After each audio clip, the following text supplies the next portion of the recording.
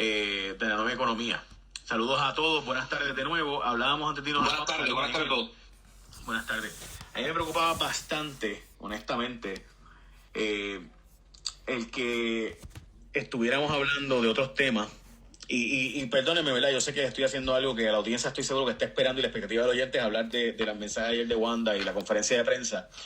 Y eso quiero hablar ya mismito de nuevo, pero quiero aprovechar que tengo a Deepak y tengo a Jennifer Álvarez Jaimes y también a Ramón Torres para tocar algo bien breve. El resto del mundo está viendo un escenario bien difícil porque pues no todos los países tienen fondos federales. Y Estados Unidos está planteándose regresar a la normalidad pronto. Y el presidente ayer pues definió 3 fases para eso.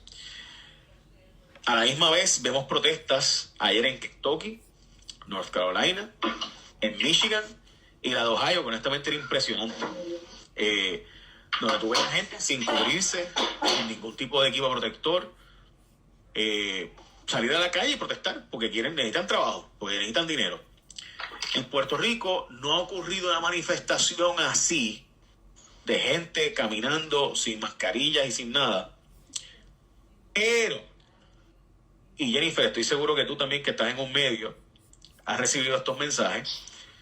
A mí me llegan, yo no diría que miles, pero sin duda cientos de mensajes de personas desesperadas porque no le llega el desempleo, porque no han podido llenar los documentos, porque no han podido llenar los cupones o no le han llegado los cupones, porque a los que ya tenían cupones sí le están llegando cómodo, pero la gente que no recibía cupones y porque trabajaba y ahora se quedó sin trabajo, está complicada la situación. También está pasando que personas que trabajaban limpiando casas, por ejemplo, pues ya no lo llaman a trabajar.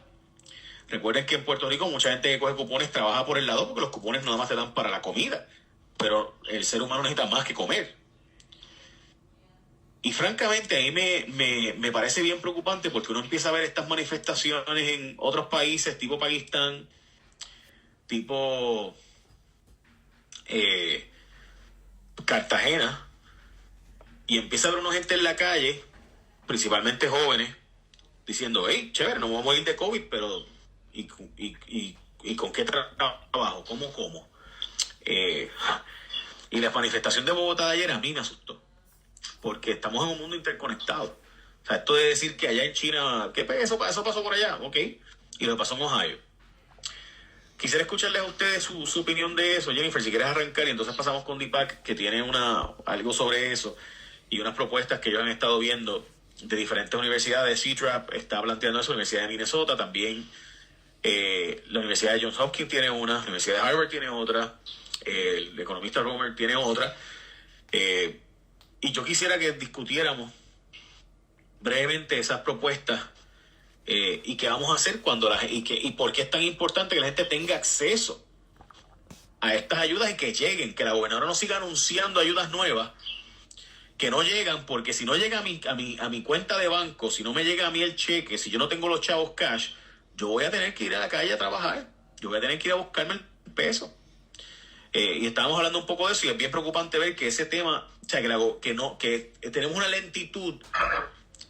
Yo creo que va a empezar a desesperar gente pronto. Llevamos 33 días, pero pronto va a haber gente que se va a empezar a desesperar. Los escucho. Hay un punto bien importante, Jay, es que hay una ayuda federal que el presidente Donald Trump aprobó, pero si bien es que ese dinero de los $1,200 de incentivos que se va a dar está disponible para Puerto Rico como territorio, lo cierto es que el gobierno de Puerto Rico tiene que presentar un plan al gobierno federal para que entonces se delimite y se especifique cómo es que se van a distribuir esos fondos. Lo que se esperaba era que Hacienda, el Departamento de Hacienda, entregara ese plan, y eso, ¿verdad? Lo que se implementa va a tardar tiempo. Así que sí, al igual que tú, en Noticel nosotros recibimos a través de nuestras redes sociales innumerables preguntas acerca de cuáles son las ayudas disponibles. Ayer precisamente conversábamos con un CPA, Giancarlo Esquilín, que nos decía cuáles eran las oportunidades que había por todavía los $500 de incentivos a través de Suri. Usted lo puede solicitar, pero esos son para las personas que trabajan por cuenta propia. Así que es una situación sumamente complicada. Hay un punto que yo quería destacar, que luego cuando volvamos a discutir lo de la conferencia de prensa de la gobernadora quisiera destacar, y es la comunicación entre la Junta de Supervisión y la gobernadora. nosotros, ¿verdad? Como ciudadanos nos estamos viendo presos de una discusión entre el Estado y la Junta de Supervisión Fiscal, y la información que tenemos no es clara. A mí me llamó mucho la atención que ayer la gobernadora, como bien decía el licenciado Torres, utilizara, pues, empezara a puntuar su conferencia de prensa, algo que casi nunca pasa con ningún gobernador, para que coincidiera con la vista pública de la Cámara, anunciara, ¿verdad?, la posibilidad de que se otorguen $500 a través de la vía estatal. La Junta de Supervisión Fiscal luego diga que no se le consultó nada, pero yo tengo información interna de fuentes que me dicen que sí se le consultó a la Junta, que esto se estaba discutiendo desde hace 2 semanas, y como quiera ayer la Junta de Supervisión Fiscal hace una declaración diciendo lo vamos a evaluar. Así que ahí vemos cómo no hay una buena comunicación entre esos dos organismos, y eso al final afecta obviamente a la ciudadanía. No sé si Deepak quiere añadir un poco sobre esto. Bueno, Jay, yo no me voy a enfocar tanto en el tema de Wanda Vázquez, pero te quiero aclarar primero que durante el pasado mes nosotros hemos estado consultando epidemiólogos, doctores y otros especialistas de nuestra red de expertos para poder entender mejor aspectos relacionados a la salud pública que son críticos para identificar soluciones a esta crisis. Nosotros en el centro nos queda claro que cualquier propuesta socioeconómica o de política pública tiene que pensarse junto con las recomendaciones de los expertos en epidemias y temas afines. Entonces, hemos estado siguiendo muy de cerca lo que acontece en otros países. Tú mencionaste varios estudios que también hemos estado monitoreando. Y estos países que tuvieron que atender el tema de los contagios antes que nosotros y que ahora comienzan a reactivar su economía, arrojan unas lecciones. ¿Qué hemos aprendido? Pues que reabrir nuestra economía no va a ser como apretar un botón y regresar a la normalidad. Va a tener que ser un proceso gradual donde posiblemente podremos darle luz verde solamente a ciertos tipos de negocios primero, mientras monitoreamos las tasas de infección. Y es muy probable que hasta que no se desarrolle y se apruebe una vacuna, la reapertura se asemejará a un acordeón, que van a ser periodos de apertura limitada con encierros esporádicos. Ya tú mencionaste en la primera parte de tu programa las 3 fases que establece el gobierno de Donald Trump, o que sugiere el gobierno de Donald Trump a los estados. Viendo todos los planes y entendiendo todas las distintas propuestas que hemos estado examinando, nosotros entendemos que para poder relajar las restricciones existentes se van a tener que tomar en cuenta varios factores. Primero, la capacidad de nuestro sistema para absorber casos nuevos de contagio con coronavirus, más los pacientes con otras condiciones. Segundo, nuestra capacidad para hacer pruebas, para así poder determinar si hay algún brote en un lugar de trabajo, en una fábrica, en una comunidad específica. Tercero, la capacidad de realizar rastreo de casos para identificar personas expuestas a contagiosos y aislarlos. Cuarto, la disposición de algunos negocios a cambiar su manera de ofrecer bienes y servicios. Esto es bien importante. Muchos negocios no están pensando, y muchas empresas, en cómo van a transformar sus planes de negocio o sus modelos de negocio a la luz de estos cambios y este shock económico que están enfrentando. Algunos negocios van a tener que atender a sus clientes únicamente con citas, otros tendrán que cambiar los planos de la planta del piso, el floor plan, para asegurarse que se mantiene el distanciamiento físico, y muchos otros tendrán que cambiar su modelo de negocios completamente. Ahora bien, las propuestas de Donald Trump apuntan a algo bien interesante. Para nosotros no está claro si el gobierno federal va a monitorear el cumplimiento o si solo van a sugerir estas propuestas y esperar a que los estados cumplan responsablemente. Una de nuestras preguntas es si el gobierno federal va a proveer asistencia técnica y fondos para aquellos estados que necesitan ayuda para cumplir con los criterios básicos, porque se establecen unos criterios básicos. En Puerto Rico no hemos podido ni realizar efectivamente la compra de pruebas para detectar el virus. Así que nosotros nos tenemos que preguntar si vamos a poder cumplir con todos los criterios básicos que el gobierno federal plantea, son sine qua non, son sumamente necesarios para movernos a las primeras fases de apertura de la economía. Aquí a los gobernantes les gusta bailar al son que les toca el gobierno federal. Así que está por verse si van a seguir las directrices al pie de la letra. Por otro lado, está por verse si nos van a decir que cumplen sin mostrar evidencia alguna. Y otra pregunta que levantó mi colega Sergio Marzocha en el boletín diario de hoy es si algunos patronos van a estar expuestos a condiciones o a liabilities de corte legal a la luz de no cumplir con los requisitos existentes para proteger a sus empleados. Así que quedan numerosas preguntas sobre la mesa, pero ciertamente ya vamos viendo unos patrones de qué podemos esperar de cara al futuro. Yo quisiera, agradeciendo, ¿verdad? Y sé que lo mencionas con una aclaración. Sí, o sea, yo he estado viendo, el Centro Plano de Economía está publicando diariamente una serie un tipo de daily briefing, ¿no? Un tipo de ideas o propuestas o nociones que tenemos que tomar en consideración de qué es lo importante de cada día. Y te soy bien honesto, seguimos hablando de pruebas y sin pruebas, pues, ¿cómo vamos a saber cómo está la cosa? Hasta ahora nos hemos dejado llevar porque los hospitales no están colapsando. O sea, la prueba de que en Puerto Rico la cosa ha estado funcionando, el distanciamiento social ha estado funcionando, el toque de queda ha estado funcionando, es que los hospitales no están llenos. Pero ¿cuánto tiempo más vamos a estar cada uno en su casa? Yo no sé ustedes, pero yo que puedo salir y entrar porque estamos como miembros de la prensa, ya uno se siente medio desesperado y está uno saliendo y entrando. O sea, en mi caso, por ejemplo, yo puedo ir al canal y volver. Que será cuando ni eso, ¿no? O sea, en otros lugares están 3 horas. ¿Hay alguna propuesta específica que se ha discutido sobre temas como, por ejemplo, en Puerto Rico? ¿Eso es básicamente lo que estamos dejándonos llevar por lo que se ha publicado fuera y ya? Nosotros estamos viendo, hasta ahora no hemos visto una propuesta del gobierno de Puerto Rico. Aquí hay un tema de transparencia bien importante, Jay. No solamente es divulgar los datos sobre cuántas pruebas se están haciendo, los datos que no estamos viendo, por ejemplo, de personas que están en camas de hospitales, cuántas se han recuperado. Todos esos datos son importantes. Datos crudos, por ejemplo, para que se puedan correr modelos fuera de los espacios del Estado, que otros epidemiólogos y otros científicos, incluso otros analistas puedan realizar esas aproximaciones. Ahora bien, la otra pregunta es un asunto de capacidad. El punto que tú levantas es un asunto de capacidad. No tenemos las pruebas y estamos entonces encerrados. Yo hablé con un epidemiólogo hace un par de días y él me dijo, cuando tú no puedes hacer pruebas y cuando tú no tienes la capacidad institucional para llevar a cabo este tipo de análisis, tú tienes que asumir una sola estrategia: matar moscas a cañonazo, encerrar a todo el mundo y tratar entonces de ver en qué medida esos casos van bajando con la poca información que tienes. No puedes hacer mucho más, a menos que tú te quieras ir por el lado irresponsable y de abrir las puertas, no sabiendo cuáles son las consecuencias epidemiológicas de hacer esa movida. Entonces, un país que no tiene recursos, que posee poca capacidad institucional, cuya institución no divulga datos y tiene poca transparencia, solamente tiene una opción, y es la que ahora mismo a todos nosotros nos incomoda, que es quedarnos en casa y esperar a ver qué pasa. Así pues, ahí está la gran pregunta. ¿Puerto Rico puede mejorar esa capacidad institucional? Sí lo podría hacer. Nosotros estamos positivos de que Puerto Rico puede desarrollar esa capacidad. El talento está en la isla. Tú has entrevistado una cantidad increíble de personas en tu programa que tienen la capacidad para poder ayudarnos. Ahora, ¿cómo tú integras esa capacidad a una maquinaria existente? Ese es el gran problema. Nosotros que estudiamos desarrollo de instituciones, nos preocupa eso. A pesar de que existen todos estos grandes recursos, mentes privilegiadas en este país, ¿cómo tú las integras a un sistema en donde ya hay unos intereses creados, donde hay unas esferas de poder establecidas y donde hay personas que no prefieren el status quo a cambiar las cosas? Ahí es que está el verdadero reto de Puerto Rico.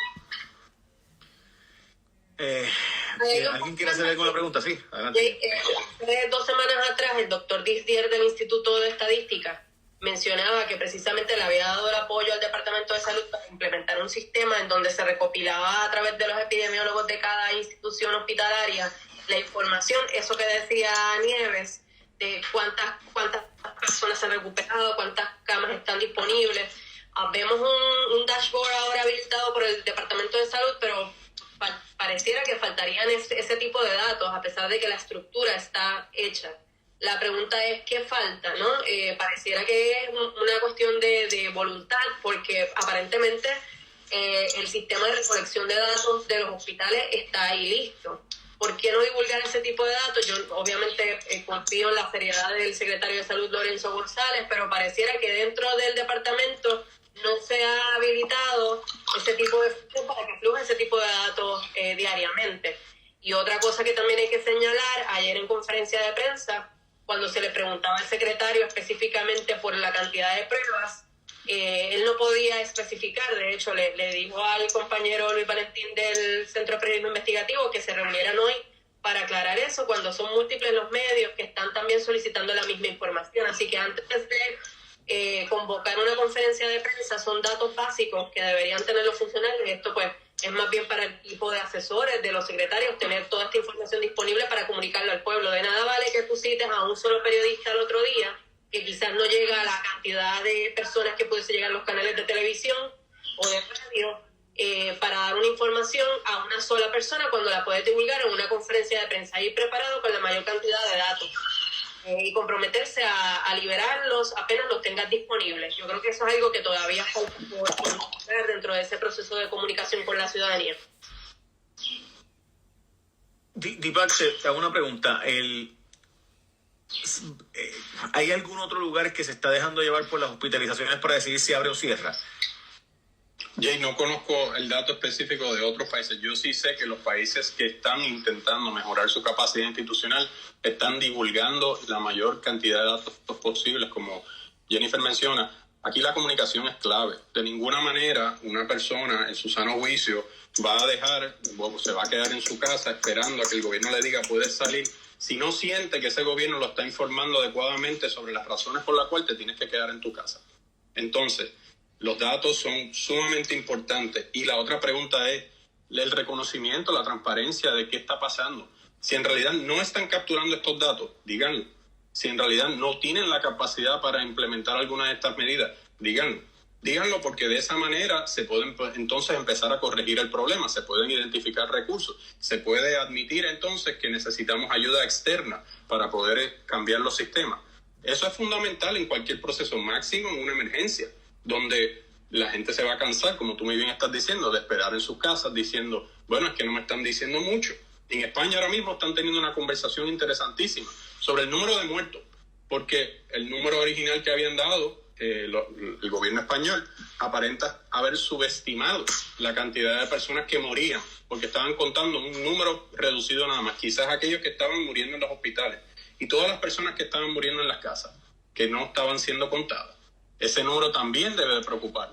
Ahí entonces vamos a otra fase. Y también tenemos, y discúlpame que te interrumpa, y decía ayer el Washington Post, en una publicación yo creo que bien importante, planteaba el que mucha gente está muriendo por otras condiciones, pero que realmente fueron inflamaciones causadas por COVID, y aunque murió por algo del estómago, o murió por algo de los riñones, COVID el virus causa unas inflamaciones en el cuerpo que empiezan a combatir, por ejemplo, la zona cardíaca. Y pues cualquiera pensaría, no, esto es de los pulmones nada más. No, moriste del corazón, pero es porque la inflamación que te causó el virus fue tal, y esto no lo digo yo, por si acaso, esto está publicado por los científicos que ayer fueron entrevistados por el Washington Post. O sea, que es un virus que crea unas inflamaciones en el cuerpo, que entonces, si tienes unas vulnerabilidades, pues puede ser que entonces te vayas, y aunque no es oficialmente COVID, realmente fue COVID lo que causó tu muerte. Aquí hay mucho que no sabemos del virus, Jay, y yo creo que también eso es otro elemento. Muchos de mis colegas economistas que están sacando números de cuál va a ser el impacto, muchas personas que están especulando sobre cuándo es que abrimos o no, en realidad estamos tomando pasos a ciegas, estamos dando tiros a ciegas, porque hay mucho que no sabemos de cómo se comporta el virus, cómo se va a comportar de aquí a X cantidad de tiempo, y sin esa información estamos hasta cierto punto especulando. Podemos hacer unas inferencias tomando en cuenta tendencias de otros lugares, viendo cómo otros países están reaccionando y qué soluciones están identificando, pero no necesariamente estamos aquí ante unas certezas universales. Así que eso también hay que tenerlo en mente. Saludos, Ramón por acá. Desde el punto de vista de lo que se solicita, de la transparencia, de la información, de los datos, de que el pueblo tenemos el derecho a estar informado, existe de hecho una ley sobre datos de transparencia del gobierno. ¿Qué se está haciendo desde el área civil, desde la ONG y el tercer sector, para que el gobierno cumpla con eso? ¿Están planificando llevar algún tipo de caso al tribunal, solicitárselo públicamente? Eso es una pregunta interesante. Nosotros en numerosas ocasiones hemos estado en colaboración con organizaciones afines como Espacios Abiertos que han llevado casos para tratar de aclarar y hasta cierto punto lograr que el gobierno divulgue información prioritaria. Ahora mismo los tribunales están básicamente cerrados, el sistema está hasta cierto punto limitado. Es bien difícil, yo creo, que podamos elevar una petición legal y que se atienda con la rapidez que requiere este momento, ¿verdad? Entonces ahí está la pregunta. ¿Por qué vamos entonces a tener que depender de nuevo de llevar un caso cuando lo que necesitamos es que el gobierno actúe de la manera más correcta y más transparente posible? Eso no es difícil, eso no es necesariamente una petición extraordinaria, así que por eso es que nos preocupa tanto. yo creo que la ciudadanía entendería, es un cuestionamiento que se ha planteado desde el principio. La falta de pruebas, la escasez de pruebas es algo que está enfrentando no solamente Puerto Rico, sino Estados Unidos y otros países. O sea, ¿por qué no aceptar desde el principio que no tenemos acceso o que se falló en unas órdenes de compra? Porque, ¿verdad? No habían quizás suplidores que estuviesen dentro del sistema de compras del gobierno. Aceptar las deficiencias desde el principio ayuda a que la ciudadanía esté preparada, muestra transparencia por parte del gobierno, y yo creo que no se le culparía a la gobernadora aceptar que tenemos los mismos problemas que otros países, porque esto es una pandemia con un virus que es novel y que obviamente nadie estaba preparado para enfrentar esto.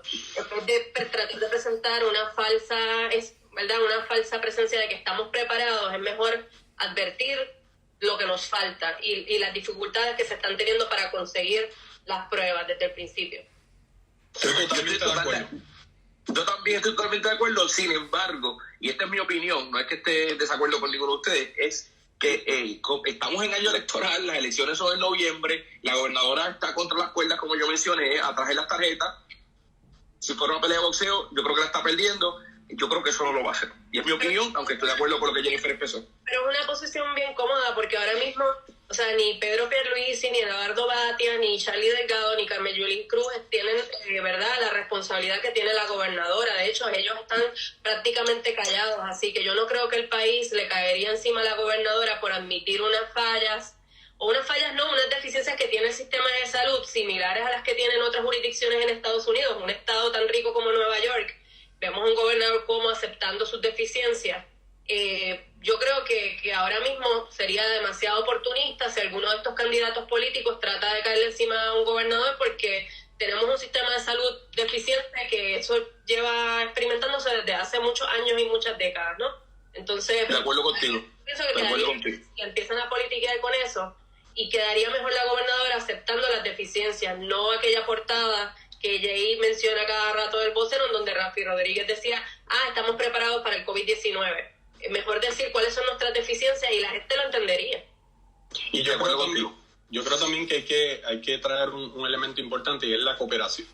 O sea, el Estado, si no está preparado para atender las exigencias y para atender la crisis de la manera adecuada, necesita abrir las puertas y decir, necesitamos cooperar. Algo que me pareció sumamente interesante en estos días, Jay y compañeros, fue el ejemplo de Puerto Rico Supplies, una empresa privada que decidió hacerle pruebas voluntarias a todos sus empleados, y cuando hicieron esas pruebas voluntarias se dieron cuenta que habían X número de casos asintomáticos. ¿Qué hicieron? Pues tomaron acción, pero ellos tomaron un paso proactivo, haciéndole las pruebas a todos sus empleados y extendiendo entonces los resultados al pueblo de Puerto Rico para decirle, mira lo que nos pasó, vimos esta tendencia.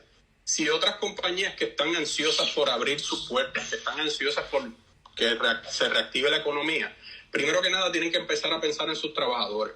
Y una vez tienen en mente a sus trabajadores y le hacen las pruebas o le extienden la capacidad de hacer pruebas, pueden divulgar esa información a la gobernadora, pueden divulgársela al Departamento de Estado, pueden divulgarla al resto del planeta para que nosotros entonces tengamos una mejor idea por lugares específicos y en empresas particulares cómo se está comportando la infección y si estamos teniendo nuevos brotes. Yo creo que ese nivel de cooperación y ese nivel de gestión del sector privado también va a ser sumamente interesante. No se deben solamente los líderes del sector privado ceñir a decir queremos abrir lo más pronto posible, sin decir queremos abrir y vamos a tomar estos pasos también para poder entonces ayudar a la crisis. Yo tengo que añadir que no podemos pensar que en momentos de pandemia vamos a actuar mejor que como hemos actuado por los pasados 40 años. Porque yo hubiera pensado eso cuando María, cuando los terremotos, pero no pasó. Y francamente, pues pensar que ahora sí va a pasar es medio difícil. O sea, el gobierno de Puerto Rico tiene, ¿verdad?, unas virtudes y unos defectos. Una de las cosas que ocurre es que el gobierno quiere ser el eje de todo. O sea, los gobiernos nos dicen, no, el pueblo tiene que hacer su parte, y pero nunca nos dan las herramientas para nosotros hacer nuestra parte. No sé, ¿verdad? Pero a mí me parece también que esa es una realidad que tenemos que aceptar y que el sector privado pues va a tener que en gran medida actuar a ciegas, porque es que no hay forma. ¿Cómo podemos actuar de otra manera? O sea, yo estoy de acuerdo con todo lo que has dicho, Deepak, pero si tú eres, de nuevo, tú eres un contratista independiente y te dicen todos los días, por ahí vienen los chavos, los 600 semanales de desempleo, y mañana y te dieron lo mismo, y el día después lo mismo, y el día después lo mismo, y el día después lo mismo. Pues tú sabes, llega un momento en que yo digo, mira, yo no tengo cupones, yo no he podido cogerlo, no me llegan los chavos de los 600 pesos estos del desempleo, yo soy un contratista independiente, no estoy facturando horas, pues va a llegar un momento que te vas a ir a la calle a trabajar y vas a desafiar el asunto.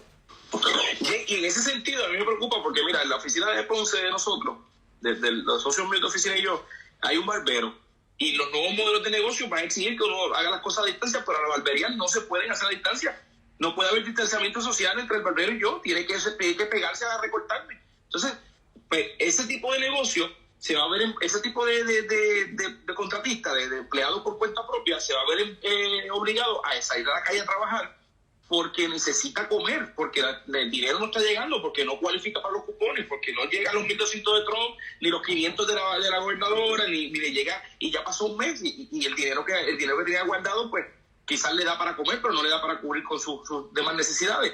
Así que desde ese punto de vista a mí me preocupa porque todo este tipo de negocio que no va a poder rearreglarse como un modelo de negocio nuevo, que son bastantes, la que limpia casas, el que limpia patios, van a tener que salir a la calle a trabajar y van a desafiar esa orden ejecutiva y entonces no hay policía para intervenir con ellos, pero entonces va a subir la curva de contagio.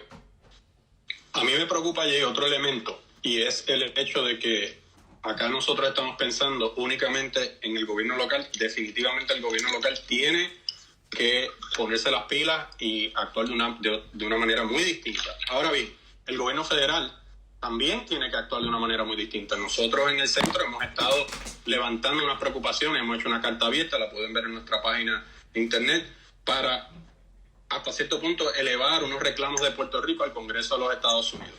Aquí hay Puerto Rico, como dice nuestro presidente Miguel Sotoclá, es un paciente con condiciones preexistentes. Aquí hay unos problemas estructurales profundos que se van a agudizar increíblemente y que tú estás describiendo el efecto neto de lo que está sucediendo a raíz de esas causas estructurales como la pobreza, la falta de un sistema bien remunerado del sector de salud.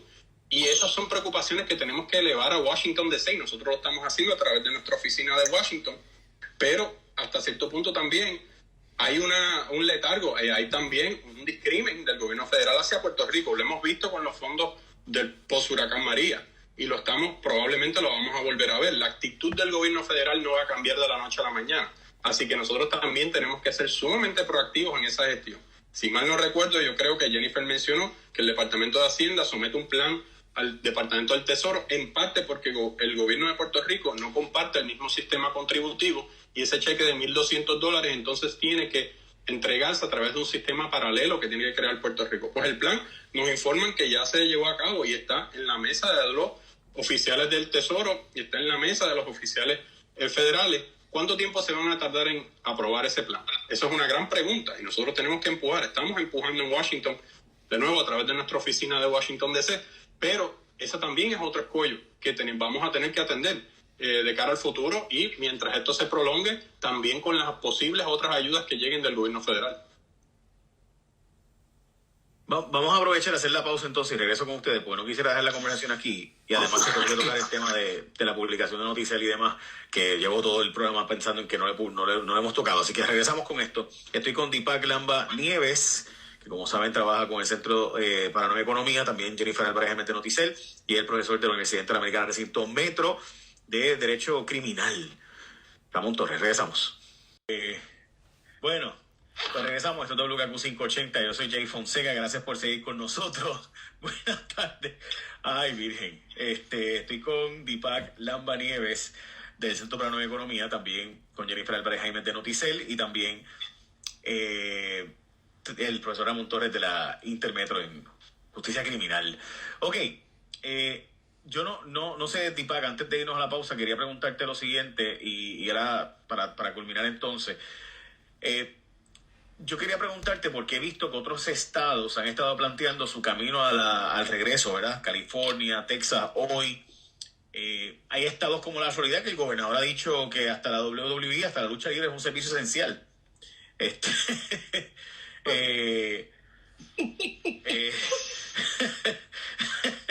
O sea, la verdad es que está fuerte aceptar la lucha libre es un servicio esencial. Pero pues, o sea, realmente yo no creo que el gobierno de Wanda Vázquez ha sido un gobierno que lo ha hecho mucho peor que otros. Eso es lo que quiero decir con esto. Yo creo que ante todos hemos visto Donald Trump, por ejemplo, plantear esto es un Democrat hoax. Y que todo esto era un chiste y no era nada, hasta que de repente pues se convirtió en algo bien complicado. Pues pensamientos finales sobre el asunto de reapertura y cuando estos problemas vamos a poder, porque de nuevo, para mí lo importante aquí es, si tú trabajas por servicios profesionales, o sea, la gente que coge cupones, que cogía antes, pues más o menos va a tener una vida más o menos igual. De hecho, quizás hasta mejor porque le va a llegar los 1.200 pesos ahora federales. Pero la gente que trabajaba, esa clase media baja, que trabaja, que no califica para las becas del gobierno, pero que a la misma vez tiene que seguir pagando el colegio porque el colegio sigue cobrando. O sea, tengo que seguir pagando porque el nene está cogiendo clases online, ahora tengo que pagar más gastos en la casa, etcétera. Sí, esas personas están en una posición que es complicada. ¿Hay algo que podamos decirle a esas personas, Deepak? Bueno, yo creo que Jay, tú has puesto el dedo sobre la llaga. Aquí la pregunta es, ¿qué van a hacer cada uno de los gobernadores ante las nuevas directrices del gobierno federal sobre la reapertura? Si las van a seguir al pie de la letra o si se van a inventar como el gobernador de Florida o incluso como el lieutenant governor de Texas que dijo, bueno, aquí hay que dejar morir unas cuantas personas. Esto nos pone sobre el tapete es el hecho de que esto es una crisis que se va a atender no solamente con la ciencia y con los elementos técnicos, sino que también tiene un alto componente político. Y ahí es donde hasta cierto punto nosotros tenemos que estar cada vez más vigilantes como residentes y ciudadanos de este país, porque ciertamente tenemos que hacerlos rendir cuentas por sus acciones. Nosotros estamos monitoreando detalladamente cuáles son las posibles avenidas que tenemos para poder reabrir la economía. Próximamente vamos a estar divulgando un análisis sobre cuáles son algunas de nuestras ideas principales, ocultando no solamente lo que está pasando en el resto del mundo, sino consultando expertos y científicos. También hemos estado mirando, y te doy un poco una primicia, nosotros hemos estado mirando cuáles son aquellos sectores que son más vulnerables en esta crisis. Bueno, un cálculo inicial que hicimos en nuestra división de investigación y que vamos también a divulgar próximamente es que hay aproximadamente sobre 150,000 puestos de trabajo que ahora mismo se están viendo seriamente afectados porque son los que más expuestos están a no necesariamente poder reabrir con facilidad. Estamos hablando de 150,000 trabajos en Puerto Rico. Es una cantidad increíble. Estamos hablando probablemente de un poco más de 18% de la fuerza laboral de Puerto Rico. Entonces, ese dato a nosotros nos preocupa mucho, pero no podemos, por virtud de tratar de acelerar y tratar de tratar de abrir la economía, cometer unos errores que tienen implicaciones de vida o muerte. Así que parte de lo que requiere este proceso es mantenerle presión al gobierno para que haga las cosas bien, mirar hacia atrás y decir qué es lo que yo tengo que saber y cómo yo puedo actuar en este momento y cuáles son los límites, y eso requiere sacar el ruido, o sea, poder identificar dentro del ruido de toda la información que está y de todas las presiones, la información valiosa. Nosotros estamos tratando de hacer eso, por eso tenemos un boletín diario. También tenemos información que vamos a seguir divulgando en nuestras redes y en nuestra página grupocne.org para aquellos que estén interesados. Y hasta cierto punto también yo creo que es importante que mantengamos un poco la calma. Nosotros no vamos a ganarle a este virus hasta cierto punto tratando de hacer las cosas a lo whipipí o a la trágala. Nosotros tenemos que escuchar a los expertos y al mismo tiempo también ejercer la presión debida sobre el gobierno para que haga las cosas bien. Yo creo que una combinación de esos dos elementos va a ser clave. Ya. Bueno, gracias, Deepak, por haber sacado esta hora para estar con nosotros, ¿no? Gracias a ustedes y gracias a la sintonía de tu público. Al revés, muchas gracias. Deepak Lambanieves, del Centro para la Nueva Economía. Y sigan publicando, que por lo menos yo los leo y trato de coger parte de lo que ustedes publican y traducirlo para las masas. Muchas gracias. Saludos. Gracias. Muchas gracias, Deepak. Saludos, gracias.